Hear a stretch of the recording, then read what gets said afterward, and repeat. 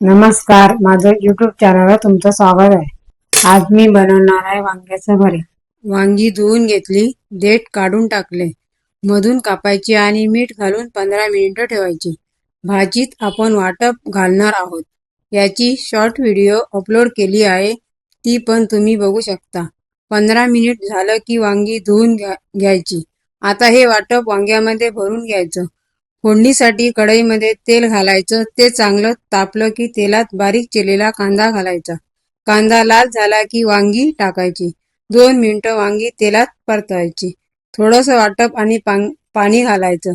काजू घालायचे, यात आपण बटाटा पण घालू शकतो, पण आज मी बटाटा घालायला विसरली। चवीप्रमाणे मीठ घालायचं। आता झाकण ठेवून वांगी शिजवून घ्यायची। मीडियम गॅसवर 15 मिनिटं शिजवून घेतली। वांगी शिजली का ते चेक करायचं आणि त्यात उरलेलं वाटप घालायचं।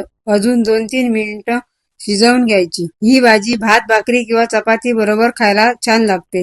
तुम्ही पण नक्की करून बघा। व्हिडिओ आवडली असल्यास सबस्क्राईब करायला विसरू नका। थँक्यू।